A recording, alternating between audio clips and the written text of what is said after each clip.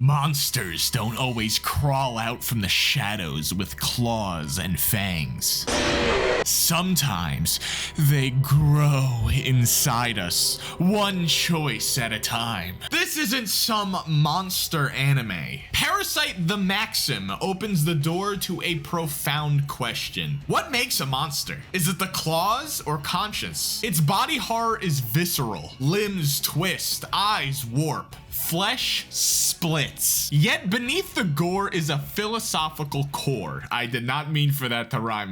That sounds funny. This series turns the classic sci-fi invasion on its head. Instead of a faceless alien army taking over the entire planet, we get parasites who take over human hosts and become them. Just different. Every encounter in Parasyte serves larger themes about species identity and survival, forcing both Parasyte and human characters into an evolutionary crisis. The horror is as internal as it is external. Parasyte asks whether the real monster might even be within us. And if you don't want to become a monster, hit that like and subscribe button, baby, because my name is Dakosity. Today we're going to be talking about what it means to be human in Parasyte or something. I don't know. What it means to be a monster, that's the title. We love video essays on this channel, oh boy. We got anime, cartoons, movie reviews, and all the things that those YouTubers make. I'm one of them too now, I bet. I hope. Alright, let's get started with the protagonist. My name is Shinichi Izumi. You killed my mother. Prepare to die. What? Oh! Shinichi Izumi starts as an ordinary timid teenager. A bit of a pushover, kinda shy with the ladies. But after Migi burrows into his right arm, he becomes something new. A never before seen symbiotic relationship of human and parasite. Shinichi and Migi are forced to cooperate with each other, with Migi even kind of helping Shinichi grow a pair of balls. Or more so kind of forcing him to grow a pair since he's versing a bunch of creatures that look like eldritch abominations. But it's when he gets a hole blown through his chest by his own mother is where they truly fuse together, monster and man. After Migi turns into Shinichi's heart, entering his bloodstream, leaving traces of himself everywhere, Shinichi becomes a freak athlete out of nowhere. He outgrows his glasses and earns a ton of scars. But he also becomes mentally colder, thinking like a parasite and referring to a dead dog as a lump of dog-shaped meat. Yet throughout the series, he fights to hold on to compassion for humans. His evolution isn't a one-way side into monstrosity, but a forced integration of the two natures, demonstrating how authentic growth can require merging new perspectives while preserving core human identity. Shinichi's journey shows that becoming monstrous in body doesn't erase the values of his heart. As Shinichi changes, he begins questioning his instincts. Early on, he values human life above all and hates parasites. Every single time he talks to one of these things, he is just throwing visceral insults at them, calling them monsters, abominations, refusing to cooperate with Migi, who is his literal right hand. But with each survival encounter, saving a dog, defending his friends, or even killing his own mother, blurs his black and white views. The anime uses body horror, like limbs turning into blades or grotesque transformations, to mirror Shinichi's inner conflict. Unlike horror that shocks just for the thrill, Parasyte's grisly imagery always serves the theme of transformation. Every monstrous fight reminds us that Shinichi's evolution is about survival and moral testing, not cheap scares. But the themes of Parasyte aren't that shallow. We don't just view the transformation of human into monster. We also view the transformation of monster into human.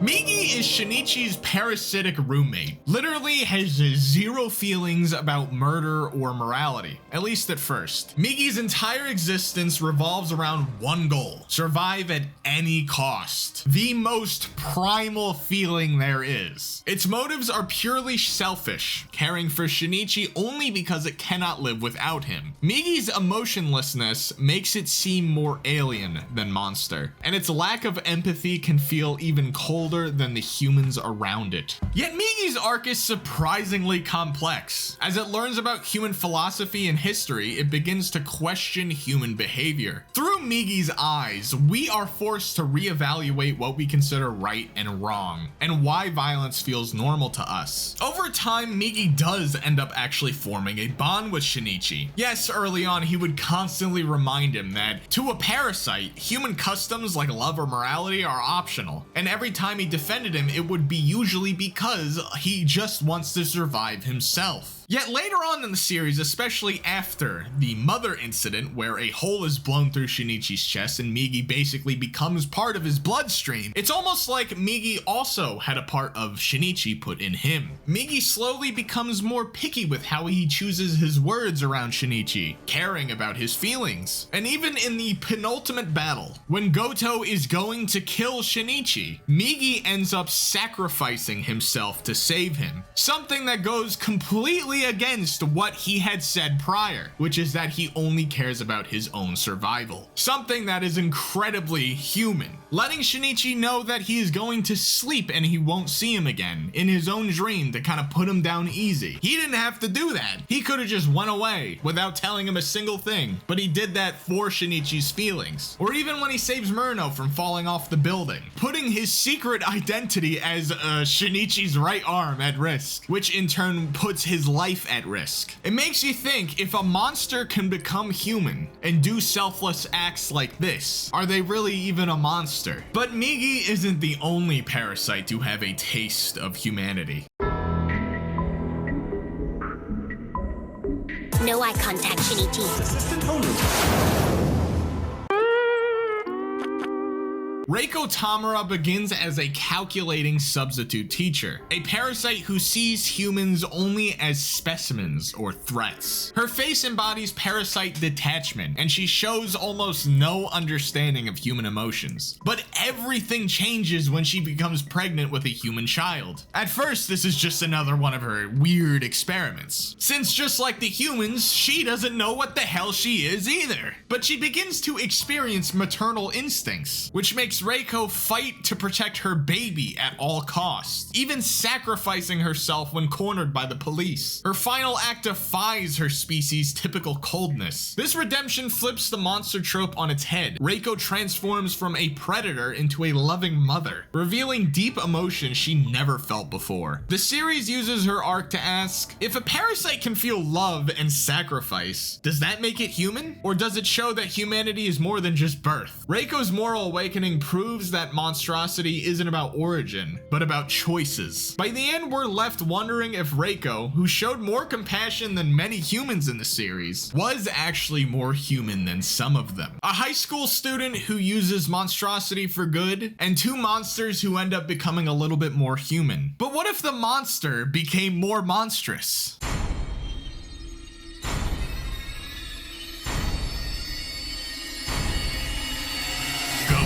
The final antagonist represents the pure nightmare of the series. Introduced as a seemingly normal man, his true form is 5 parasites fused into one. By episode 23, he becomes a towering 3-meter tall gray-skinned titan with multiple eyes, rows of fangs, extra limbs, and a tail. A walking blender of muscle and bone. But Gotou's monstrosity goes beyond his appearance. He is brutally cold, calling humans worthless garbage and dismembering enemies without hesitation. Gotou's power is nearly unmatched, and he would be invincible if not for one small weakness. His mindset is what makes him the ultimate monster. He exists solely to fight and dominate, identifying only as an organism with no purpose beyond survival. Gotou is evolution unrestrained, a parasite pushed to the extreme, an apex predator without empathy. Facing him, Shinichi sees what he himself could have become if he lost all humanity. Parasyte suggests that this blind hunger for survival is what truly defines a monster.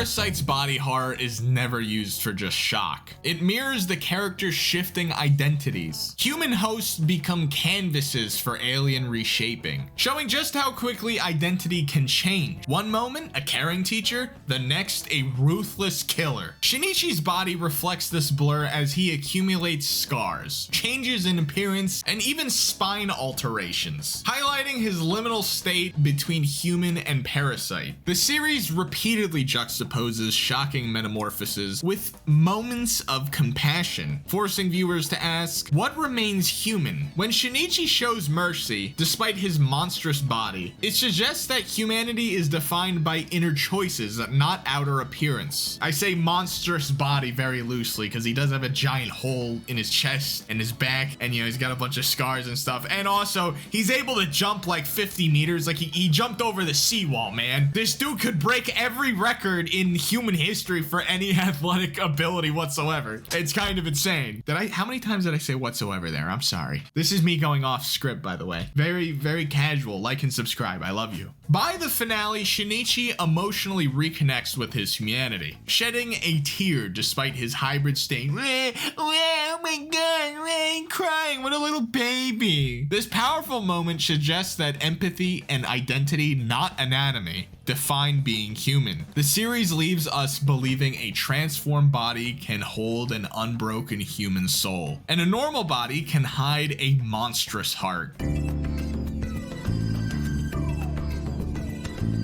Throughout Parasyte, the boundary between survival and monstrosity is constantly tested. Characters face brutal choices. Shinichi tries to maintain a moral code, insisting humans should not kill like parasites, even as Migi points out human hypocrisy, our wars, environmental destruction, and cruelty. As tragedies mount, Shinichi's resolve weakens. His mother is killed, his friend Kana dies, his rage nearly makes him like Migi, cold and calculating.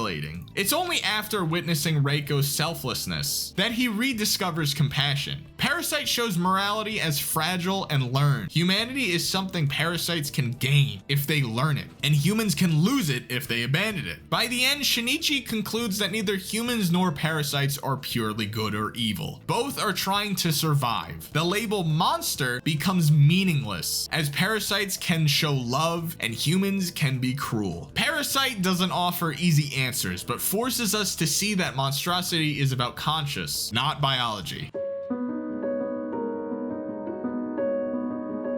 Parasyte's themes echo in other stories too. In Tokyo Ghoul, Kaneki Ken also struggles with monstrous hunger while trying to keep his humanity. Like Shinichi, he fights his own kind and refuses to become cruel, asking whether our actions, not our nature, define us. At least for a little bit. He does kind of go off the deep end for a bit, but then he comes back. I watched season 3 of Tokyo Ghoul the other day since I never caught it, and yeah, that was a shit show, huh? It's a damn shame. It's a damn shame. Didn't they like rush the end of the manga or something? Is that why? And then they rushed to season 3 even more. Animation took a hit too, man. This isn't a Tokyo Ghoul review though. It's not. Attack on Titan explores literal monsters, titans, and humanity's monstrous capacity for war, showing that heroes on all sides can become beasts driven by vengeance. The greatest monsters are often humans mirroring Parasyte's exploration of hatred's corrupting power. Elfen Lied also parallels these themes. Lucy, the Diclonius, I don't know how to say the word, she's like an Oni or something, I don't know, is born a monster, yet experiences love and suffering like any other human. These stories, like Parasyte, blur the lines between monster and person, but Parasyte stands out by keeping its scope intimate, making every transformation a deeply personal reflection of identity and morality. And it doesn't have incest like Elfen Lied does, I think, right? Isn't the guy like the cousin or something? I don't know, right? Isn't the guy and the girl who's not an Oni like, and I don't know, it's weird. It's a weird show, man. Really brutal too, really brutal.